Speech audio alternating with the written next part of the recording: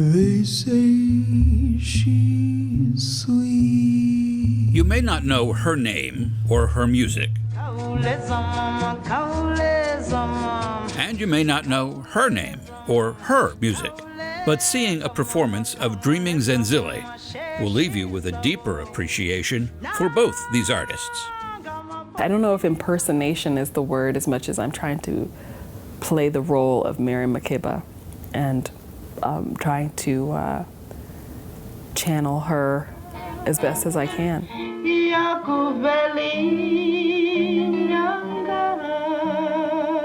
Miriam Makeba was a young singer from South Africa whose appearance in a 1959 docudrama about apartheid began her path to worldwide fame. She became the darling of this hour-and-a-half long film. The film brought Makeba to the attention of Harry Belafonte, who brought her to the United States. She was an instant sensation. Within a month, she was on the cover of Time. But time passes.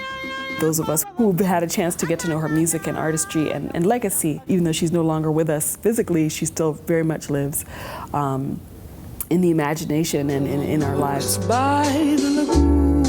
Somi Kakoma is also an internationally known jazz singer who had the good fortune to see Miriam Makeba perform live.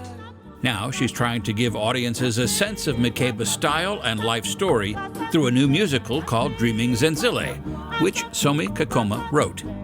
She also portrays Miriam Makeba.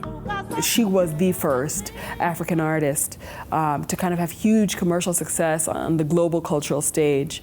And so myself as a singer and writer and artist living in the Western world, operating in an international cultural economy, I owe her something. Kakoma initially began paying that debt back by organizing a memorial for Makeba after her death in 2008.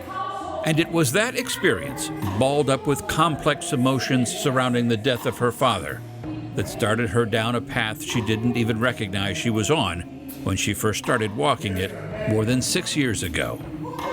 There's been kind of a sustained erasure around her legacy, even though she was at a certain, operating at a certain level and best friends with Nina Simone and had, was the first African artist to win a Grammy. I mean, so many things.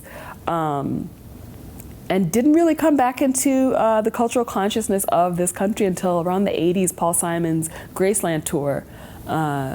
She kind of popped up again.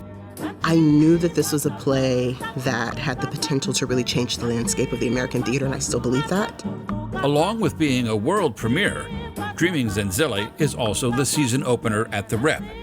It was supposed to be the season opener at the Rep last season, but 2 days after this rehearsal footage was shot in March 2020, COVID took the stage.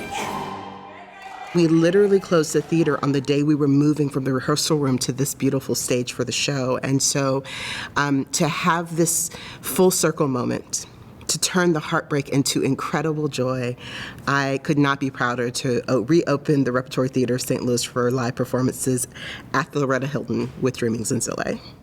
After Miriam Makeba retired, in November 2008, she agreed to perform a benefit concert in Italy. After her last song, she signaled to the band that she was going to do an encore, walked off the stage, collapsed in the wings, and died.